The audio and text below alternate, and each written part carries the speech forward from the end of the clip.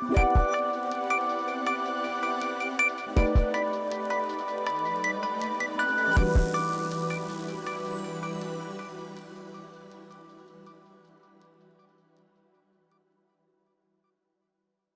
morning, evening, or afternoon, depending on where you are, and welcome to the fourth instance of the ASTRO 3D Early Career Researchers Astronomers in Australia seminar series. My name is Dr. Meredith Joyce, and I am in the last weeks of my postdoctoral fellowship at the Australian National University in Canberra, Australia, and soon to move to the Space Telescope Science Institute in the United States. My co-chair is Anisha Harshan from the University of New South Wales in Sydney, Australia.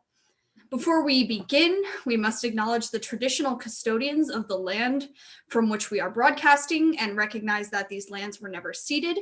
The Aboriginal and Torres Strait Islander people were some of the world's first astronomers, and we build upon their ancient and long-standing systems of knowledge. I'm speaking with you today from Ngunnawal and Ngambri country, and my co-chair joins us from the nations of the Bedegal and Gadigal peoples. Both of our speakers today join us from the Kulin Nation, home of the Wurundjeri people. We pay our respects to their elders, past and present. We extend our deepest respects to all First Peoples joining us here today or watching later. This series is facilitated by ASTRO 3D, the Australian Research Council Centre of Excellence for All-Sky Astrophysics in 3 dimensions. This platform was conceived in hopes of providing opportunities for early career researchers in Australia to reach international audiences. Though COVID-19 has obviously affected everyone's ability to travel and network, the time zones in the Australia and Oceania region make participating in virtual international events particularly difficult for us, which in turn disadvantages our astronomers on the job market. So by attending and recommending this series, you're helping us mitigate that disadvantage, and we appreciate that. So the next speaker is Pol Gurri, who is a final year PhD student at Swinburne University of Technology, and I will now hand the screen over to him.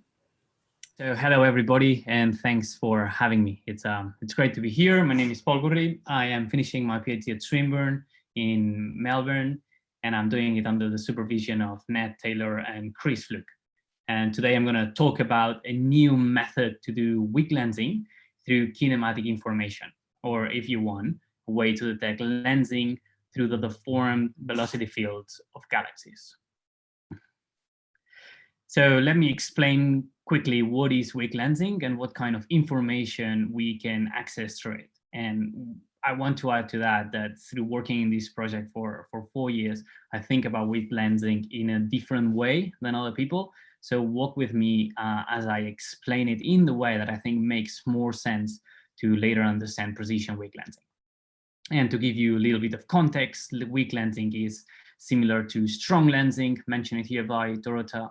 But in the weak lensing regime, the deformation that we see is just very small compared to strong lensing. So we don't see those cool rings and cool features that Dorota was talking about. But weak lensing still is a way to directly measure the halo mass for galaxies. So how it works is we've got 2 galaxies. We've got a foreground galaxy, which we call the lens, and a background galaxy, which we call the source. And they are seen in the sky in close projection. Now what happens is the mass of the lens bends the light of the source, and we observe the light or the image of the source distorted, something like this, where people usually use the first order approximation of lensing, in which the most significant feature is the shear, which stretches the image to the tangential lensing direction and compresses it through the radial lensing direction. Now, the amount of deformation can be related to the total mass, that is stellar mass plus halo mass, but because we can observe the stellar mass, weak lensing provides us of a way of inferring the mass of the halo. So in principle, we should be able to put a point in this graph in the right, which is the stellar to halo mass relationship, which just relates the stellar mass of a galaxy to its corresponding halo mass. In reality, following this approach, we cannot place that point because we don't really know if the deformation that we observe is just because of lensing or simply because the galaxy was elliptical or weird to begin with. And this uncertainty is what people call shape noise. And it's a statistical description of the circularity in the shape of galaxies. So how do people overcome this? Well, instead of looking at one galaxy, people take a statistical approach. So we're not looking at one galaxy, but we're looking at thousands of galaxies that all share similar lenses. And because the positions of galaxies in the space are random, the combined shape of all of them must be something circular. And what weak lensing does is measuring the combined deformation from a circle, or if you want, the amount of tangential ellipticity, and attribute that to lensing. And this is what people call stacking. Now, the problem is that all the points that we've put into the right need also to be combined because we've made an average measurement. So we're only sensitive to the average halo mass of all the lenses that we've considered. Now, we do this for many stellar masses, and we get a measurement of this average stellar to halo mass relationship. And while this is a measurement, it just presents a problem. We are not sensitive to the scatter. And again, this is because we combine or stack all information about the galaxies within a map beam, so all the galaxies that were similar. So we sort of washed away individual properties. Now the question is, well, is the scatter important? Well, it is important first because we expect scatter. So we expect that two galaxies with the same stellar mass will have different halo masses, but we are only sensitive to the average. If there isn't scatter, it means that other properties apart from mass are affected by halo mass. But at the moment, we don't know them or how much they affect. And the third one is that knowing the scatter is actually key to determining the shape of the average stellar to halo mass relationship. That means that scatter and shape, especially high and slope, the one on the right-hand side here, are correlated. So if we change the scatter, we need to change the shape as well. And at the moment, we're not sensitive. So with that in mind, my research has focused on first developing and second exploiting a new high-precision lensing technique that allows us to do lensing in a different way and has the capacity to provide new information about the stellar to halo mass relationship, and in particular, about its dispersion and shape. So how does it work? Well, the idea behind precision weak lensing is that instead of looking at the shape, if we look at the velocity field of galaxies, we can get more information. And where weak lensing assumed a circular shape, we are going to assume a circular motion. So the source galaxy is going to be rotating perfectly. The result of that assumption is that the projected velocity fields, the velocity field that we observed, must be axisymmetric, meaning that the major and minor axes must be orthogonal. But under lensing, this velocity field gets shear too, just like the shape did. And we get something like this, where the velocity map is no longer axisymmetric, which means that the major and minor axes are no longer orthogonal. So let's examine this deformation in a little bit more detail. So first, like conventional lensing, we assume only the first order effects. And that means that we assume lensing to just be a linear transformation. That means that we can relate the image in the left, which is unlensed, to the image in the right, which is lensed, through the Jacobian matrix A, which has a shape like this. And this is exactly the same matrix that weak lensing people use. And there are two terms here.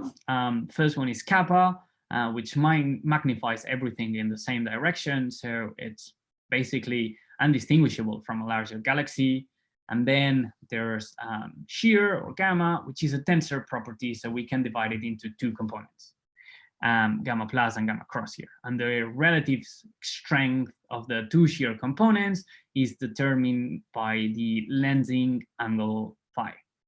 Now, phi is the angle between the lens and the major axis of the source. So if you imagine a position for a lens here anywhere on the screen, the phi angle, it's just the position between the angle between that position and the major axis of the galaxy that you're seeing. So now let me show you specifically the effects of these two different shears.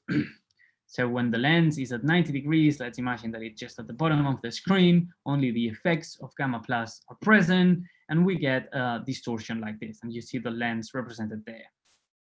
And when you can see is the main change happens in the galaxy's axis ratio, which is essentially creating a sort of ellipticity, which is what conventional weak lensing studies. We can see, however, that the axis symmetry of the velocity field remains unchanged. when the lens is at 45 degrees plus or minus, the effects of gamma times are present. And here's where things get interesting. Under this transformation, the lensing actually changes the axis symmetry of the velocity field. So the two axes are no longer orthogonal. And this is exactly what we're measuring, a deviation from axis symmetry in the velocity fields, which we can attribute to lensing. And it's measured by this term, gamma cross. Now, I'm sure that everybody is asking themselves, well, what if the galaxy was not axisymmetric to begin with? And that's right. So there could be some dynamical weather, weird motion, weird galaxy, many things could be happening here. And for that, we have a term which is equivalent to conventional shape noise, which we call dynamical shape noise. And you can take it as a statistical description of the amount of axis symmetry in galaxies. So on the right-hand side here, we have the observed gamma cross, our estimator, which equals to the true gamma cross, the one that is due to lensing, plus sigma, with sigma here, it's some dynamical shape noise, which is anything that it's capable of mimicking a shear signal. Now, the real question is how our estimator propagates into our inferred value of the total shear, which is what we care about because it's what we use to relate to the halo mass. And to do that, we simply divide by the sine 2 phi component here to get the full propagation. Now, let me help you visualize this. So let's consider the galaxy in the left, which is non-axisymmetric. We see the major axes B1 and B2, which are non-orthogonal. And for comparison here, I put the dashed. That would be if they were orthogonal. And let's assume that this galaxy, it's just like this. So there's no lensing. And for whatever reason, say dynamical weather, this is like that. Now, if we had a case where the lens was positioned at the bottom of the screen, sine 2 phi would be equal to 1 in that position. So we would mistakenly, because remember, there's no lensing in this example, measure a positive shear, and that just be the effects of noise. When we consider another direction to the lens, sine 2 phi actually becomes smaller, and therefore our mistaken gamma estimation just increases. And we can continue to do that until we get to a point where sine 2 phi is equal to 0, and we would get a mistaken infinite shear measurement. When we move just a little bit more the direction of the lens, sine 2 phi now becomes negative and small, so we recover a very large negative shear. And you can imagine we can do this for all the possible positions, and we would get a graph that is like this, where I've divided the positions that would return a positive shear measurement and a negative shear measurement. So what do we learn from here? And this is a very important slide, probably the most important. So just looking at the graph in the left, because the positions of galaxies in the sky are random, we are equally likely to measure a positive or a negative gamma due to shape noise. That means that the distribution of gamma due to shape noise must be symmetric and centered at 0. Now, because it's a symmetric distribution and centered at 0, for a large enough sample, the mean contribution of dynamical shape noise must be equal to 0. And that means that the mean observed shear must be equal to the mean true shear. And because we know that the mean true shear must be positive, because we know that mass is positive, recovering a mean positive shear measurement ensures that we are detecting lensing. Good. So with that in mind, we set out to get some data and test this hypothesis. So we went to SDSS, gamma, pulsars, looking for close and bright galaxies, so we could get a resolved velocity map. We then used measurements of the mean stellar halo mass relationship from other people to predict an amount of shear and then prioritize candidates in this way. So we get a signal. Then we followed with observations. We observed with the best candidates with 2 Aussie IFUs, mostly with WIFE, which is an image slicing IFU in a 2.3 telescope, and we observed over 100 galaxies during more than 30 nights. We analyzed all those galaxies, fitted them with a velocity model in which shear is simply a free parameter. And we ended up with 21 measurements, which might seem low, but we required velocity fields to be complete and large. We discarded all signs of non-axis symmetry, and we also discarded galaxies that had a low sign 2 phi, because we know that in these situations, noise gets amplified. Here's some examples of our data, and in solid lines, we've got the measured axis. In dashed lines, we've got the orthogonal or assumed axis. And in the right-hand side, we have an example where we recover a negative shear, which that points directly to the presence of dynamical shape noise. It's the only way that we know how to explain that measurement. So results, let me show you some of the first results. So in red, we've got the predicted shears by the mean stellar to helium mass relationship. In black, we've got our measurements through precision weak lensing. And in the right-hand side, we've got the distribution of observed shears plus the mean predicted and the mean measured shears. So 3 important results here.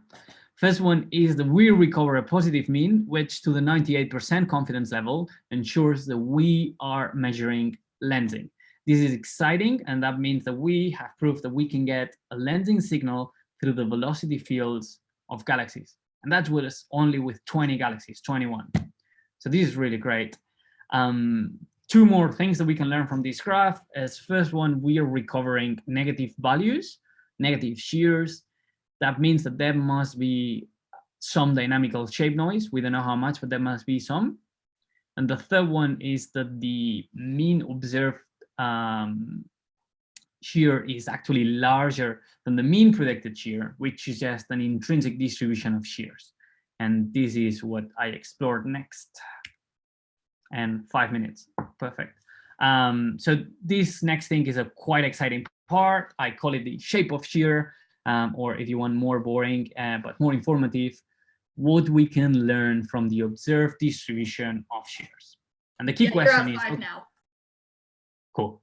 And the key question is why our observed shear is different than what our predictions using a mean stellar to helium mass relationship suggested. So there's two reasons or 2 possible explanations for that. The first one is that there's some dynamical shape noise. So instead of measuring a lensing signal, we're measuring noise because that was a weird galaxy or whatever other thing.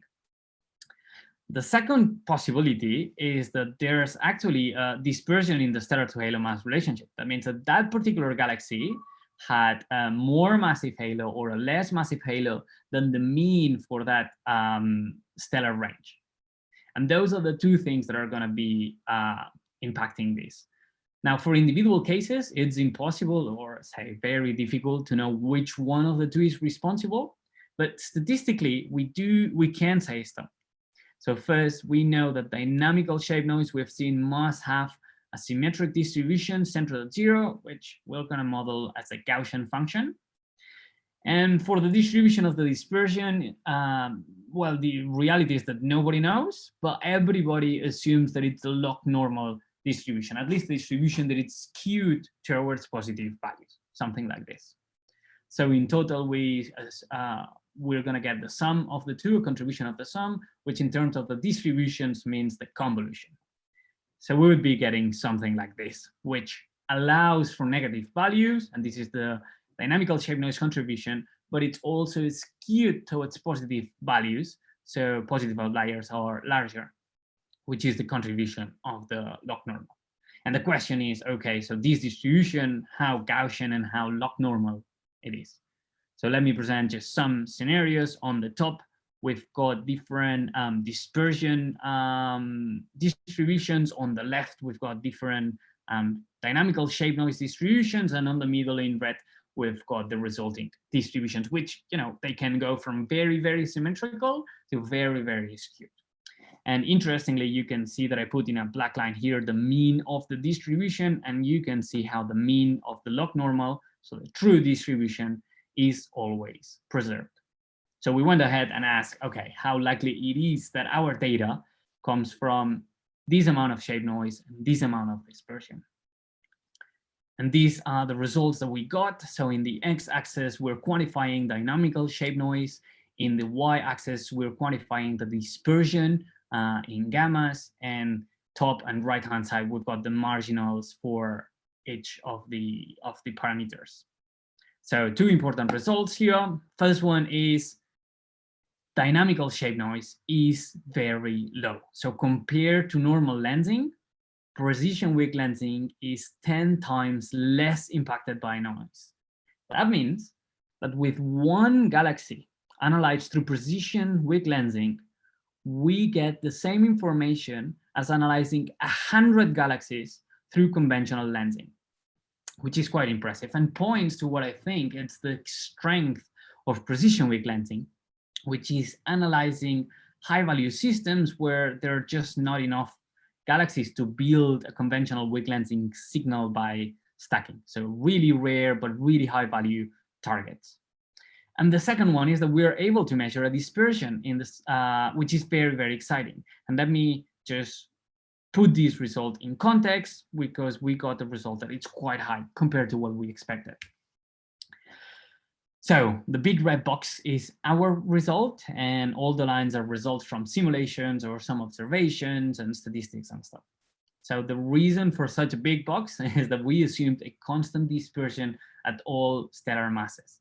So our measurement needs to be understood as an average across the ensemble. And for that reason, I put in circles the weight of each of our galaxies that come to this mean measurement.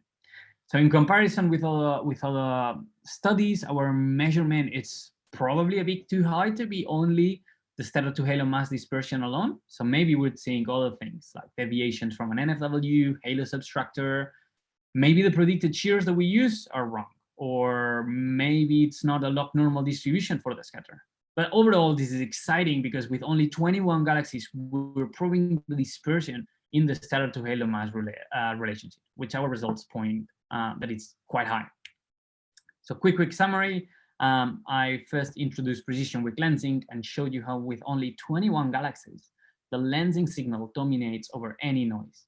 And I then showed how we can use the distribution of shears to differentiate between dynamical shape noise and a dispersion, which in this case resulted in a very small dynamical shape noise and a high dispersion for the stellar to halo mass relationship. And with that, I'll take questions.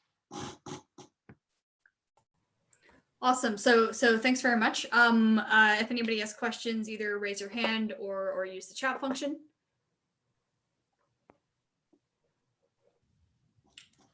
I can open by asking, just as an outsider to this field in general, how confident are you that your samples are actually large enough for Gaussian statistics to apply? Yeah, no, that's a great question. So depending on what you're trying to do. So for instance, in the result presented in here, we're 98% sure. So yeah, that's right.